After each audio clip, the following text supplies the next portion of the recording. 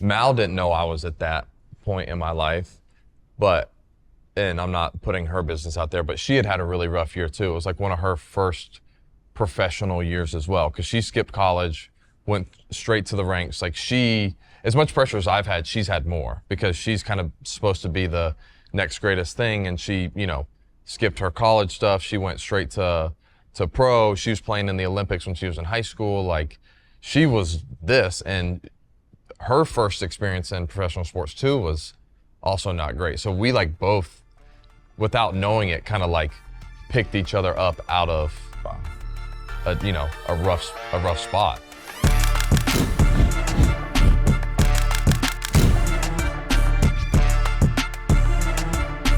Year 3, Cubbies, Dansby Swanson, one of my favorites, dude. I always tell people there's certain players that you get much more appreciation for being able to play with them every day, and especially your game at shortstop, I think, is extremely undervalued, because if people were able to see you every day, it's like, okay, I get it. This guy, it's sure-handed, it's nails. And year 3 with the Cubbies, that's your squad now. You, Ian Happ, you guys are the leaders of that team. And I've always admired, I was there year 1. I got to admire your leadership and how you came to a new place, and it's on you to change the culture, and it's on you to be the leader. And, your career all the way dating back to that, you've gone through so much, being the first overall pick, getting traded 4 months later, Vandy. I mean, I think let's start there, because so many questions about that program. I know a lot of the leadership stuff you've learned is from Vandy, from Corbin. I've heard some crazy stories, all the way to you guys staying in a hotel practicing how to brush your teeth. So yeah. We're going to go on the ride with you, pal. But first and foremost, congratulations on everything. And let's start with college, dude. Your college, so we got some of the youngsters back here that know the YouTube life, the YouTube era, and your YouTube highlight tape from Vandy was like a thing. Like, baseball was not getting recognition like this in college. It's football, basketball, but Dansby Swanson at Vanderbilt was a beast. Dude, it's that in itself was a wild journey, because I wasn't very highly recruited coming out of high school. Really? Just for whatever reason, like, I was a little bit of a late bloomer. Physically, was a little bit of a late bloomer. I had played basketball all through high school. So like I played 3 years on varsity in high school. And so I definitely like split time and was the multi-sport athlete and the whole thing. And so I guess like, where did you grow up? Georgia. Oh, Georgia. Yeah. So I'm grew up in Marietta, still live there. It was like, being a 2-sport athlete was like all I wanted to do, like I had aspirations. Like, I was like, if I was 6'6", like I'd probably be like in Lithuania playing basketball right now, or something. I love it, dude. I love it. I literally, we got a little sport court at our rental here, and every day I'm out there just like shooting around. But so I wasn't highly recruited. It was funny. I always felt like I wanted to go to Georgia Tech. It was close. A lot of friends were going there. Just kind of felt like it was somewhat home. Yeah. It was down the road from obviously where I grew up, and they just didn't think that I was going to be that good of a player. And so my summer ball coach, James Beavers, who runs East Cobb Yankees, I'm sure you know from your Midland days. Farmington, dude. Yeah. East Cobb, what a program. He basically just called Corbs and was like, I got a kid that I think that you would love. Literally, he called him, and later that day, Josh Holliday was the hitting coach at the time. Oh, yeah. Drove down. It was my first game out of basketball my junior year. And what really like sold them on me was more or less like my personality, like how I interacted with my teammates. It had nothing to do with like, oh, you can like really hit or run or whatever. It was, I like interact with my teammates in like a positive way. Like, I want them to do good. I want us to do good. And that's kind of where it started. And I ended up going on a visit, fell in love with it, because it was just like everything that I could have wanted in a program. It was competition all the time. It was high standards. It was structure. It was everyone wears the uniform the same way. Everyone stands for the national anthem the same way. It was like the expectations were always at the highest level, an elite level. And I'll never forget, I was up on my recruiting visit, and I sat down with Corbs in his office after a game. They were playing LSU. And he basically just said to me, he's like, what do you want out of your college experience? I told him, I said, I want to win and I want to be the best player that I could possibly be. And he basically was like, this is how our program does that. And gave me the spiel, and dude, I was sold. I fell in love with it. For me, it's like you said, structure. For a kid coming out of high school, going to college, that's a big decision for a baseball player. It's either signing pro or going to college. It's crazy to me, you playing in East Cobb, especially for the Yankees, not being, recruited like that. But either way, when you say structure, Corbin, what's his first name? Tim Corbin. This guy has been, major league teams have wanted to hire this guy as a manager, and he has, just basically declined the interview to stay at Vanderbilt. But from what I hear, because we're going to stay right here in Vandy, Vanderbilt connection has really transitioned to MLB, but everyone that talks about Corbs is he's elite at structure. And that's so big for a kid in high school going to college. So those 3 years had to be tremendous for you. He teaches you how to work, right? Like he comes from a military background. So everything that you do is like planned out to the minute. Like our schedule is, it's classroom at 2:30 every day. It's 2:30 to 3 o'clock in our classroom where we go over whether it's life lessons, baseball stuff, like whatever it is. So we meet for 30 minutes, sometimes an hour. You go to the field, you stretch as a group, and then after we finish stretching, the pitchers would always like stay and do their throwing. Position players, we would do base running every day. I've been on this in spring training too. Like we did base running every day. After we got done base running, we'd flip. The pitchers would do PFPs, we would go throw. Then we would go into what we call square drill, which is like a mass fungo, essentially. After that, you would move on to some type of team fundamental, BP, and then sometimes we'd finish with some type of like fun game that was really, really competitive, and there was always like winners got to do this and losers got to do this and all that kind of stuff. And so he basically planned it out from 2:30 to whenever we were done, we were working to get better. And then obviously you add on top of that, weightlifting and everything. So it was more or less like he basically gave you this plan to get better. And that's why I think that he's had so much success. Like I always tell, my analogy to everyone is, if you give me like a blank canvas for me to paint something, it's not gonna turn out to be any good. But if you give me like a paint by numbers and tell me like, here's the structure, you just gotta do the work to paint in and it'll come out really nice. That's what I needed. And that's what he does so well. He just like enables you to basically walk in, and if you work with some attention, like you're going to get better. And I think that was huge for me because of the basketball and not spending all of my time on just baseball. I now was able to work on my craft every day, all day, and that led to good results. The plan was there, obviously, but what a huge example at such a young age to show someone that work can result to winning. You guys obviously won a national championship, so did that just light a spark in you to continue to work hard and just want to win everywhere? Well, he has this way of, he's an unbelievable speaker. I think you've been around him some. Did he ever come around? So with Flaherty Flash in San Diego, he came out one day, kind of 5-minute conversation, not long. Yeah, and most people always say I hear all this about Tim Corbin, this and that and the other, and then they meet him and they're like, this guy's the best guy in the world. Seriously, some college guy, super college. Honestly, dude, a lot of the pro coaches hate on him, and he was out there, and they all huddled around him, dude. He had respect. He's got so much knowledge, and he has such an ability to get the most out of his players. And when you stack that up, and the one thing that still kind of blows my mind, and my dad and I talk about all the time, is he brings in great recruits, but he gets everyone to go for one goal, which is so rare to be able to not, if I'm not playing and I'm wishing that the guy in front of me is not going to do good because I want to play. It was never like that. Never once was it like that. It was always about, how can we win?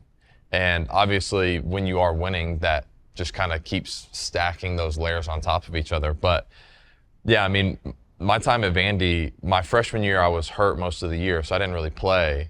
And so no one still even really realized that I was a good player.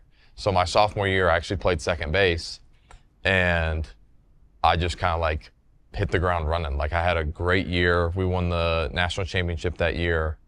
And then my junior year, I basically moved back over to shortstop and had a, even better year than I did the year before.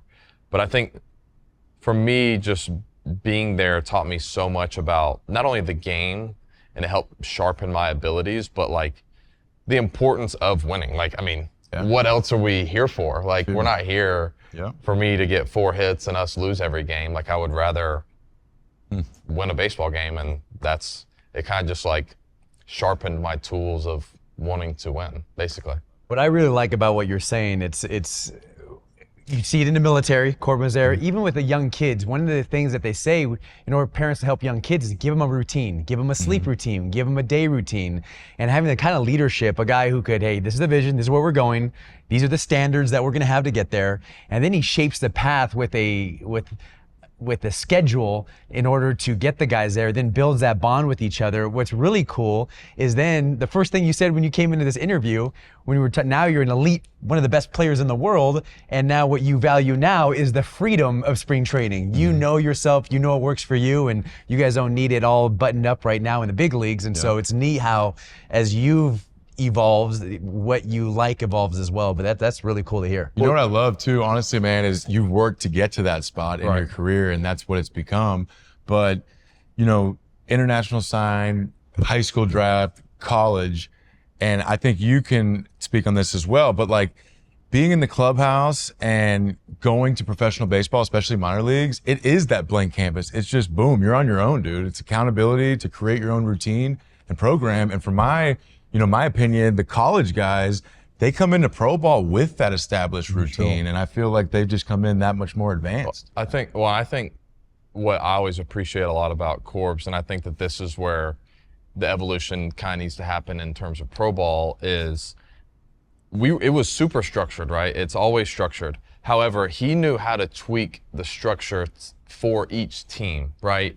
My freshman year, we were super experienced. We had a lot of like young talent, but the mainstays were like a Tony Kemp, a Connor Harrell, Mike Yastrzemski, like older guys that had been there, done that for really good teams. So it was their kind of job to like carry the load and allow the younger players to fall in line and to really make an impact.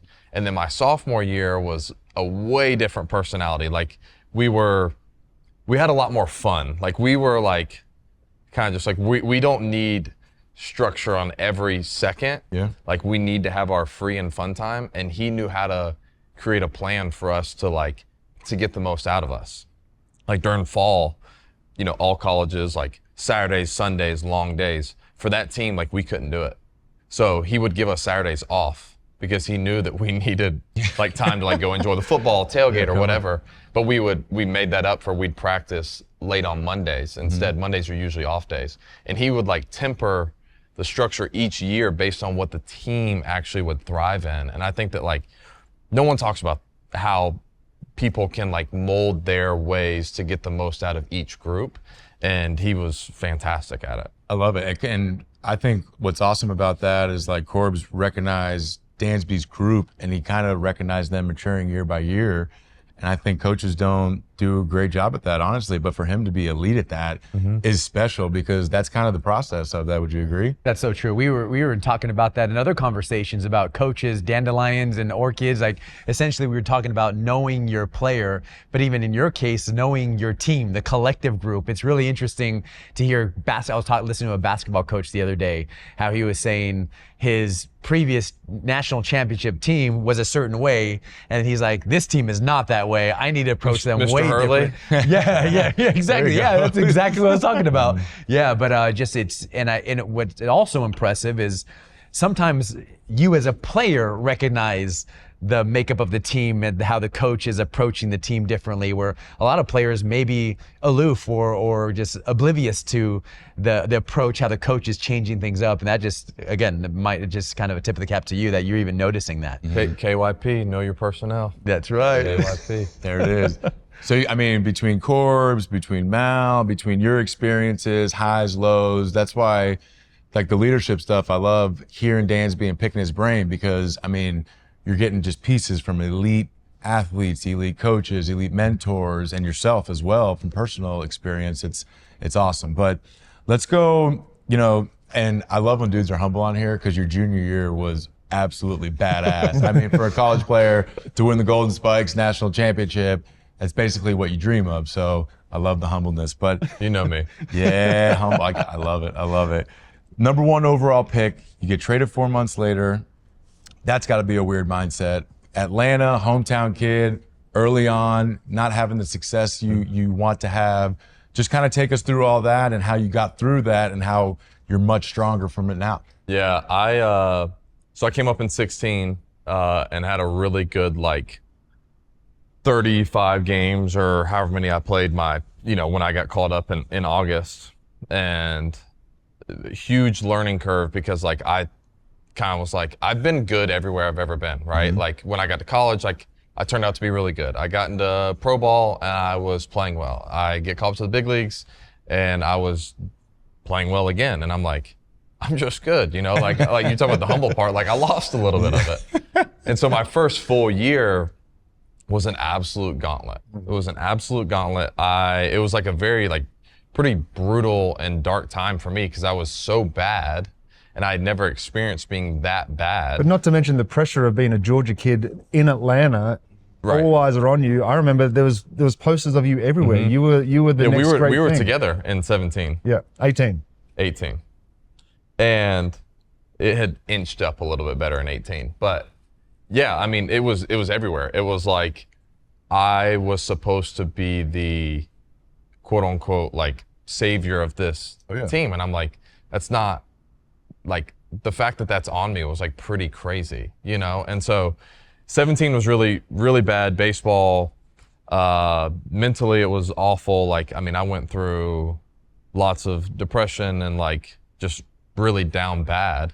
But I always say everything always works how it's supposed to. God works in such creative ways that we can never understand how he's going to utilize certain things to push us forward. And so at the end of 17, that's when I met Mal. And there was just something about I needed to be in that low point of my life. And by us meeting, she kind of pulled me out of this dark place that I was in. And then it started to instill some belief and confidence in me that wasn't from a family member or a friend. It was someone that I could see myself being with for the rest of my life. And that just started to propel me forward and gave me the confidence and drive and determination to be better. And so then in 18, I was a little bit better, but started to have some injury issues, finished the season on the IL, had surgery. And then in 19, I really made a jump, but had a little bit of an injury thing again that kind of threw a wrench into that season. And then from there, I don't know how exactly it happened, but I just kept putting my head down and work, and then just vaulted into a different space of my ability. And Let me ask you though real quick. So kind of just learning from the negative experience, going back, because at the end of the day, again, dude, those young kids that type in that YouTube video, I don't think they ever think Dansby Swanson at any point in time in his life is depressed. But the reality of baseball is, man, your expectation can get so high to where, you want to perform at the highest level and be that guy to turn around your hometown team. So from what it sounds like, the trade didn't really affect you. Arizona quit. That was the hard part about the trade was at that point in my life, I didn't think that was my plan. I didn't think that was the plan for me. I didn't think I was supposed to get traded home. I was maybe I'll finish my, I was ready to I left Vanderbilt to sign with the Arizona Diamondbacks, and I was putting my loyalty, trust, faith in them because I wanted the Arizona Diamondbacks to be great. Right? Yeah, when an organization has the number Correct. one overall pick, you're not good. So a guy like you changes that around. And so getting traded, I just felt I looked at it more from the lens of they don't want me and not, wow, Atlanta is they want me. I was looking at it more from a negative space. And yeah, so I mean, kind of this just shows you how down bad I was. So after 17, I was living in Nashville at the time, and I was living by myself, and like I didn't like leave like my condo. Like I was in it. I would go to bed super late. I like wasn't eating. Like I was drinking too much, not eating. I remember I had this massive jar of animal crackers on my nightstand, right? And I would be so hungry because I wasn't eating throughout the day that's all I was eating. Like in the middle of the night, I'd wake up starving and I'd have some animal crackers, go back to sleep, wake up, and I was just like treating myself horribly. And yeah, you're right. Like people don't know what actually goes on in people's lives and things that they've had to overcome, hurdles they've had to jump over. And that was like a lowest of low for me. And I think it's a little bit of just testament to like perseverance, faith in the right places, really understanding like dependency on God and his plan for me, and how it's my job to work for what I want and to put the rest on him, And so that has just kind of been this journey of like continuing to go upward. How long would you say that lasted, that dark, when it was the darkest? How long did that last? I would say it was like a legitimate, like really down bad like that. It was like a legitimate like 3 weeks, a month, where it was just like pretty brutal. And then in November is when Jace Peterson and his now wife Bree got married, and Bree is Mal's sister. That's me and Jace are brother-in-law. We're bestest of friends, and that's when we basically started dating. Like we hit it off at their wedding, and like from that moment on, I just like literally. I tell her this all the time. Like she like picked me up out the hole. Did she know that you were feeling that way? No. Did anybody know? Not really. No. It's so hard too, man, because I truly think like, being in a similar situation as you, early pick, going to an organization, there's a lot of attention, but like your class, your age group, to me was really that first social media group, man. Like I can get away with it by turning off the TV in Kansas City, boom, anywhere else you're good. I mean, you go to your phone, you go to any of these apps to check on your friends, talk to your friends, and I'm sure it's just all up in your face. Yeah. Well, and what's crazy too, talking about like, Mal didn't know I was at that point in my life, and I'm not putting her business out there, but she had a really rough year too. It was like one of her first professional years as well, because she skipped college, went straight to the ranks. Like as much pressure as I've had, she's had more, because she's kind of supposed to be the next greatest thing, and she, skipped her college stuff. She went straight to pro. She was playing in the Olympics when she was in high school. Like she was this, and her first experience in professional sports too was also not great. So we like both, without knowing it, kind of like picked each other up out of a rough spot. That's incredible. So yeah. Casey loves Mal. She got to spend the time we were in Chicago, a couple games with her and stuff. But Mal, she's a superstar since high school, because obviously I know, learned a little bit about her career, but just from USA team. Take me through that, like high school superstar, college, USA team. Like is she just highly touted from 12, 13 years old? Yeah, I mean, so soccer's a lot different than baseball. And I still don't fully understand how it works. I'm starting to get there in terms of just like, we have college, you have your college baseball national team or whatever, like Team USA, you play in the summer.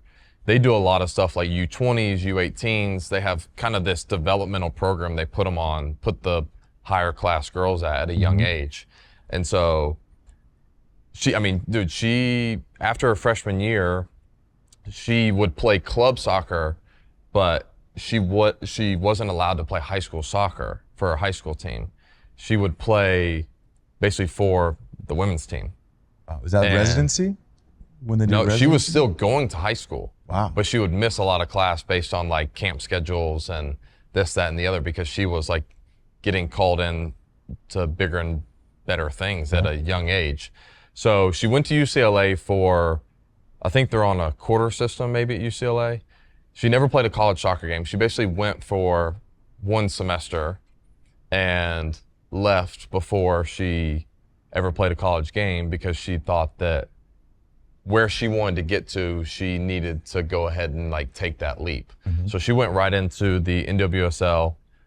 She started out playing in DC. And yeah, I mean, she has won a World Cup. She won a World Cup in 2019. Obviously won gold medal this past summer.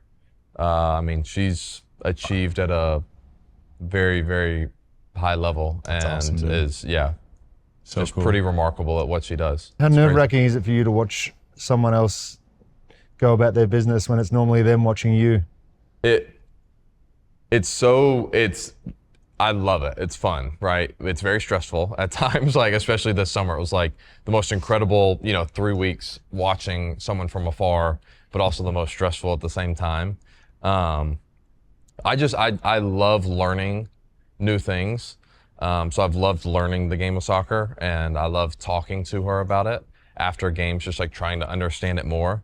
But also, I mean, what a lot of people, don't fully realize is like, we also just like love each other, like we're husband and wife. Like we enjoy being together. We're best friends. We enjoy doing life together, and it's not all like about our sport all the time. Like there's other things, like there's more to it than just that, which is a lot of fun. But I've learned a lot from her. I don't know how much she's learned from me. I've learned a lot from her. Like she is very diligent in her work. She's very determined in her work. She doesn't take like anything for granted. Like she really, really gets after it all the time, which is like pretty inspirational. Like people say like no days off. Like that's like her, she doesn't take time off. It's like pretty special to see somebody up close and personal, like be that way, and to do it with such a humble nature and such a caring, like genuine love for her friends and teammates is pretty cool. I'm actually curious because we've talked about relationships a lot and parenthood on the show. How do you strengthen your marriage as an elite professional baseball player? She's an elite athlete. Do you have any strategies or tips that you guys do to make sure that relationship between you and her is a primary anchor in your life?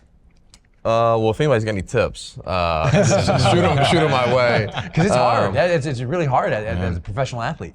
I think just in any relationship, I think grace for one another is like a huge one. And that's one that I've tried to learn more for like myself in general, like giving grace to myself for failing, or if I'm not, a perfect husband one day or the perfect player or whatever, being able to give grace to myself. I would say, obviously, and people say all the time, like communication is key. I think communication is key. And I also think understanding how to communicate, because you can say a bunch of words and not communicate at all. And they can be saying the right stuff to you, but if you're not listening intently, that's another one. So I think to me the biggest thing is being able to like listen intently and understand where she may be coming from with whatever it is that she's wanting to talk to me about. Is something. And I think the biggest one too is understanding how to balance like giving everything to your partner, but also knowing how to fill your own cup up at the same time. I get in trouble with that all the time of like, I just run empty and try and give more and more and more. And it's like, if I'm not fully myself, me giving is not doing us any good. So the more that I can like fill myself up to allow that to like overflow onto her, the better off we are. Cause like she loves me for me. So if I'm not myself, then that's when it's like, are you like, what's wrong? Are you okay? Yeah. This and that and the other. So that reminds me, man, it really does, of a situation when I was with you in Chicago.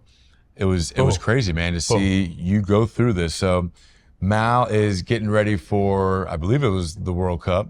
By the way, so cool now to be able to talk about this on the back end of it, because I'm sure it was some serious inspiration. But we're in the cage in Chicago. We're getting ready for a day game. They were in like Austin playing an exhibition game. So we're all huddled around watching. We're all fired up. We're watching Mal. And then she goes down. It was kind of a dirty play. I forget what team they were playing, but the girl kind of sideswiped her, goes down. I mean, it looks like she has a concussion. It does not look good. She goes on the sidelines.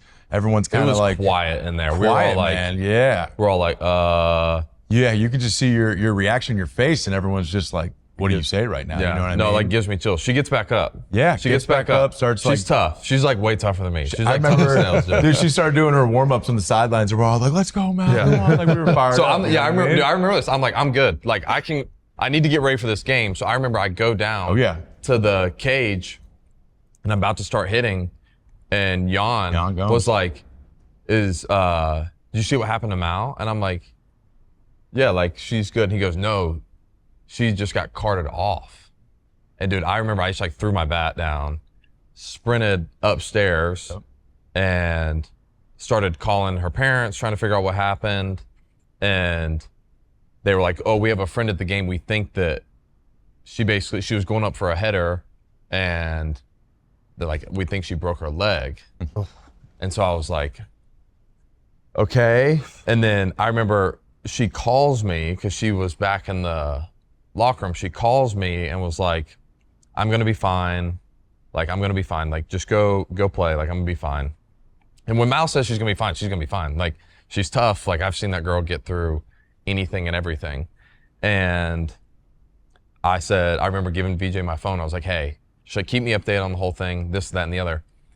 About I don't know, maybe like the 6th inning, he's on the phone, VJ's on the phone with Mal and like the trainer, and they just gotten back from the hospital, and that's when she had basically found out that she tore her patella tendon. And dude, I just remember like in that moment, I literally just started like weeping. Like I was like crying, and it was just, I ended up finishing the game, went back out and played. And then I just remember after the game, I was just like huddled up in a corner of somewhere in the clubhouse, just like basically like crying by myself. And as bad as that was, I think not the fallout, but what happened after was like what was so rough, because she flew back home the next day, had surgery, like I want to say like 2 or 3 days later. They repaired it all. Obviously, I was there for the surgery, basically was helping take care of her at home. Her mom was able to come and help take care of her. So we were basically like, I was like Nurse Swanson, you know. I would take care of her in the mornings, then I'd go to the field, I'd show up late. Rossi was great about it. He was like, just show up, do your thing. So I'd show up late, basically show and go it, go back home so I could take care of her. We go on a West Coast trip, we're out in LA.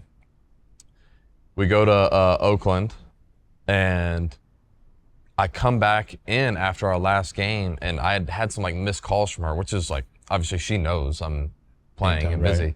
She's like, you need to call me as soon as you get done. So I call her. She's all upset because she feels sick. And I just remember being like, what do you mean you feel sick? Like, she's like, I'm running a really high fever. So I'm like, okay, well, I remember the doctor had said that you can build up like some hematoma essentially, and that can cause you to get a fever just because your body's working so hard to get rid of, you know, the blood or whatever's, you know, piling up. So I'm like, that's what it is. She's like, okay, I have a doctor's appointment tomorrow. So it was an off day. Go back.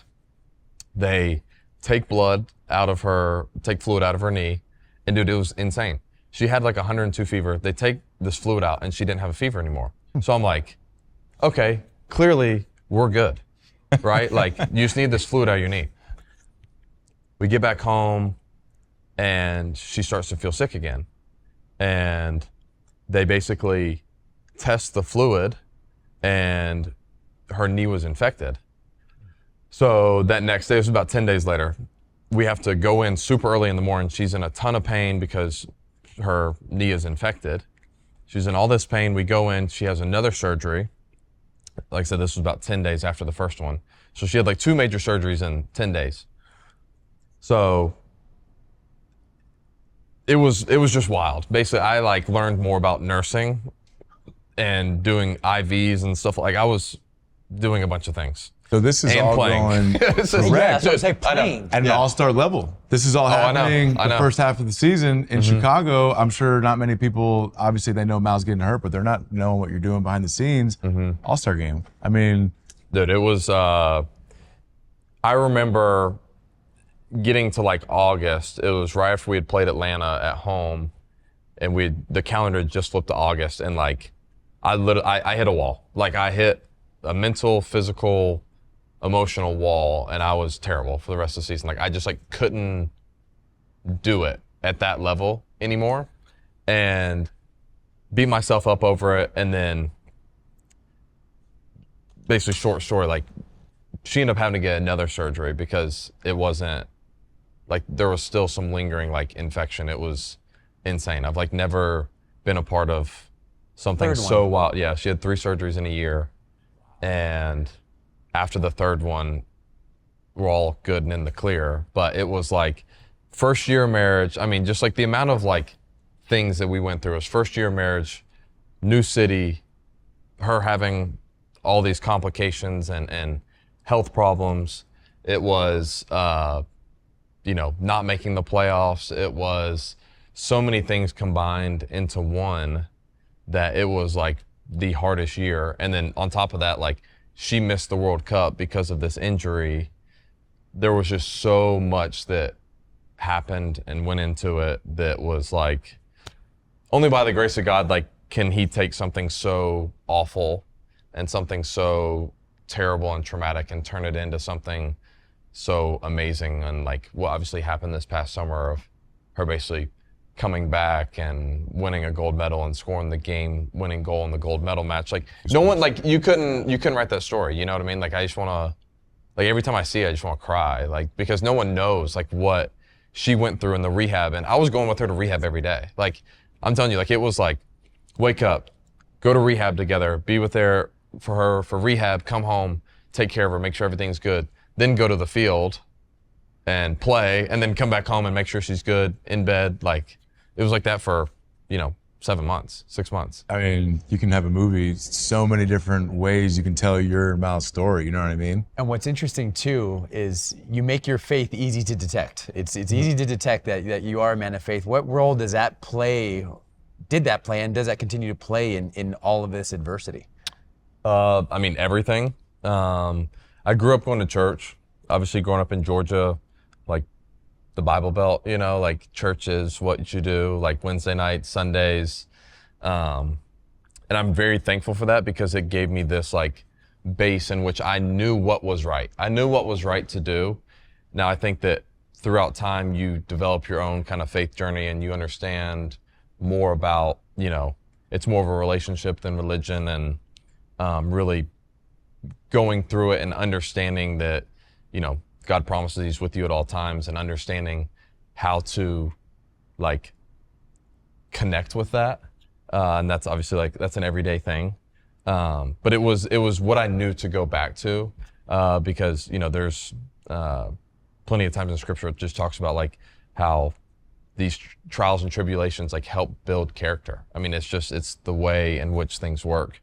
And I just remember, man, the one thing that she said to me that I'll never forget was, it was very early on after the injury when obviously she was emotionally going through the missing the World Cup, was like, the only thing I want God to say to me, like when I go to heaven, is that he was proud of how I handled this.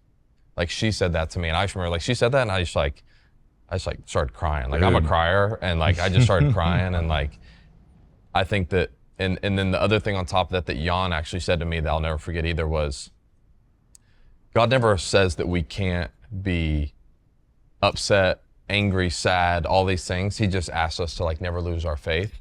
And I always come back to that too whenever things get tough, or whenever I talk about this stuff, because there are times where like days suck. Like there are times when it's not fun, but at the end of the day, that doesn't mean that we can't still be faithful to what he has in store. And every big moment in Mal and I's life has led to something even better. And we just keep with that whenever we start going through times of adversity, because it's like, I may not see it or understand it, but we know that like there's plans for us to prosper, and like we just believe in that. And at some point it will show its face. And so far, so good. Yeah, that's incredible, man. Can you take us back to 2021? Oh yeah. The unexpected run of the Atlanta Braves right the way through the playoffs and eventually becoming World Series champs, man. Talk about Dude. plans to prosper. Mal should be proud of the way she handled herself, man, because that was incredible, as well as you should, man, because I know how the pressure you're going through first year in a new organization, dude, and the way you were able to answer the tough questions in the media and continue to be a leader to those guys, to that city, is pretty special, man. So, you know, I didn't mean to butt your question, but going through, you know, where you are today and going through that struggle in Atlanta to that 21 season, winning that championship. I mean, I love to hear, how that felt, because being a humble guy, let's get to Dansby, because that was awesome. Like building off of what we were talking about, like adversity and like trusting in a plan, dude. Mal gives me a hard time about it all the time, dude. Like in like May, we were so bad that I just remember talking to her about like, honey, like we're bad, like we're just straight up bad. And we had such high expectations because during the 2020 season, like in the bubble, we lost to LA in the NLCS. We were up 3-1, couldn't close it out. Like we felt like we should have won that World Series. So moving into 21, it was like high expectations, right? Like we're gonna be really, really good again. And like we have all the makings to be a great team. We have a lot of awesome young talent between Riley, Ronald, Ozzie, Freddie the mainstay, another year with Travis.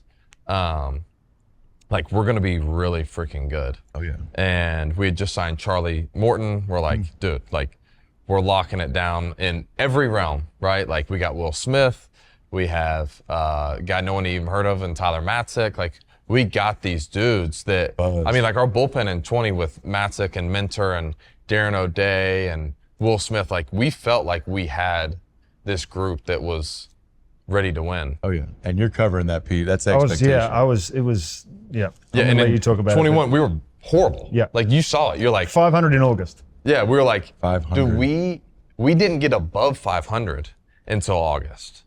That's nuts. Like not at one point in the season were we above 500 until August. And I'll never forget, we had gone 18 straight days of not winning or losing back-to-back days. It was like, it wasn't loss, it was win-loss, win-loss, win-loss, win-loss for 18 straight games. We finally won. We had like beat, I think, St. Louis a couple games and gotten above 500.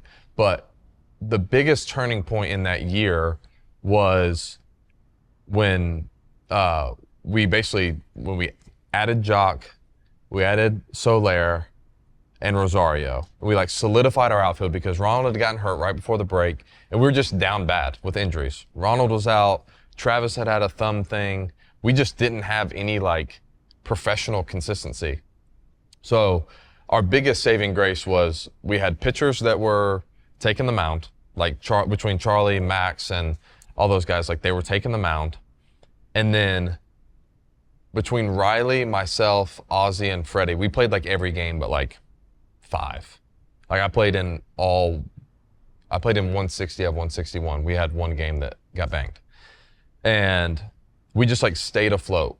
But we had swept a 10-game road series. We had swept Nationals for 3 or 4, or maybe it was 9-0, and then 3 down in Miami and then 3 up in Baltimore. And like something happened on that road trip. We were like, I think we can do this, and basically we got hot at the right time. But I think that people don't understand how good we actually were. That team was. It was like, oh, we were 88 and 73 or whatever it was. And people don't realize like, oh, that's an 88 win team. No, we were like a 100 win team. We just had a bajillion injuries that we were able to overcome. But the biggest thing that made a difference in the playoffs was because we beat Milwaukee 3-1 in the 5-game series. We beat LA 4-2 in the NLCS, and then Houston 4-2. We pitched unbelievably well. Travis, I've never seen someone get so hot with putting fingers down than Travis d'Arnaud. So that was for starter. Like we dominated the pitching department, and the bullpen was lights shift. out. They were lights out between Minter.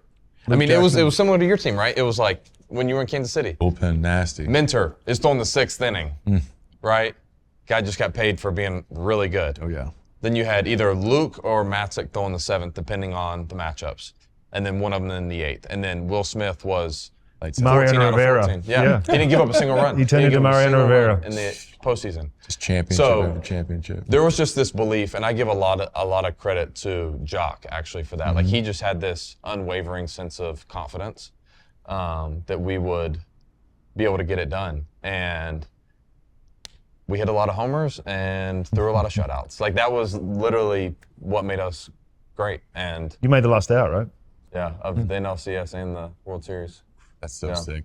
I'm sure too, like the media from their perspective, once Acuna goes down, it's hard to everybody win just championship. shut down the season. It was effectively your superstar has hurt himself in the middle of the year. Everybody turns to him to be the spark plug, and then you could just feel the whole mood just deflate for at least a month. And you're right, those trade deadline acquisitions came in, and it was just a complete change of attitude, and it almost like the whole organization just started to pick itself up and went on this run. It was insane to be a part of, even from the media side. Yeah, it's not. It was just kind of one of those things of like, we can do this, guys. Like, we can do this. It doesn't matter who does it, just as long as we do it. Yeah. And I will say, to Ronald's credit, I don't think people realize how awesome of a dude he is. Yeah.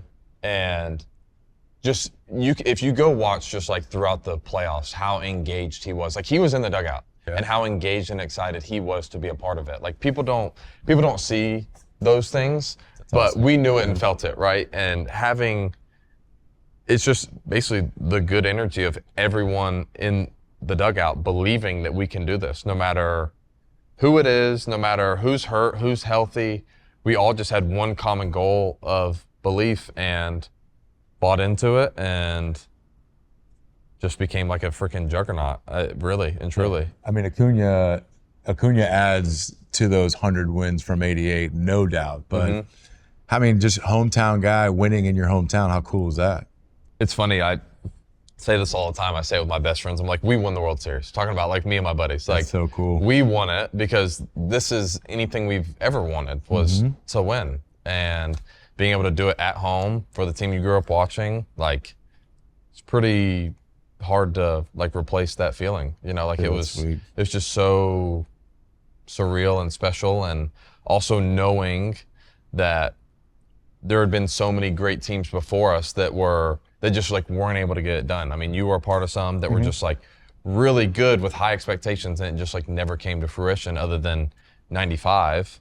And it was just really cool for that group to do it, and especially with all the Hank Aaron stuff, you know, he had passed that year, and just all the things that lined up for us to win that season was pretty special. I mean, I know you were a part of it and got to cover it and be, you know, involved. I wish I was on the field, but it was almost as cool being able to watch it from the sidelines. But I mean, talk about you personally, going from the initial disappointment of showing up in Atlanta and not being the guy that you thought you were going to be, or the crowd or the city thought you were going to be, and then being able to win it at home. What was that off season like for you in Atlanta?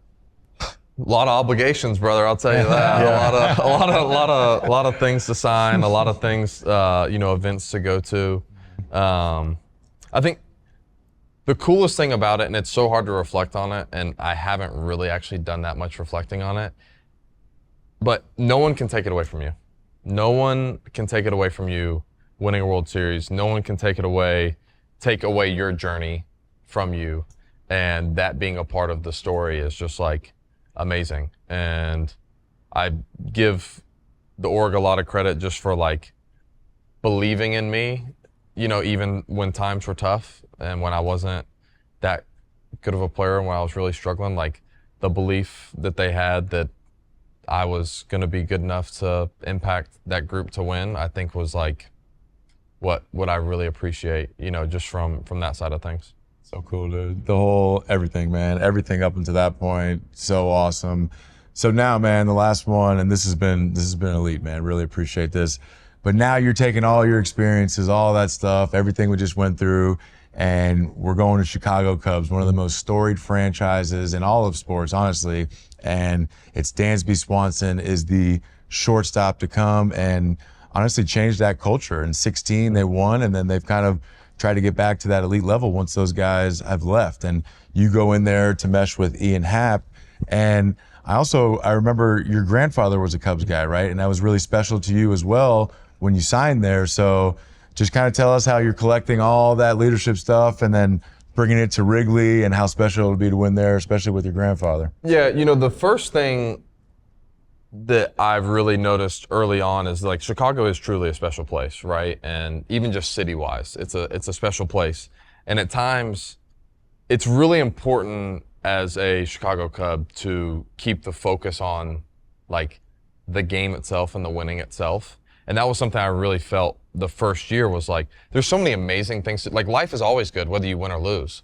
But like making sure that we were all on the same page of like, no, the important thing, what really matters is winning. Like we can still enjoy, you can go out on a boat or you can go eat nice dinners and the travel's great and all these things.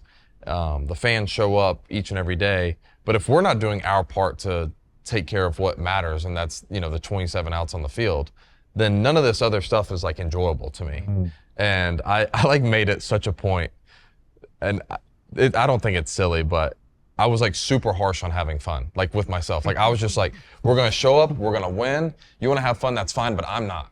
Like winning is fun, losing sucks. I'm sorry. Like if you don't wanna do that, then we'll find something else to do. Like let's win. Let's put all of our eggs in the basket of winning.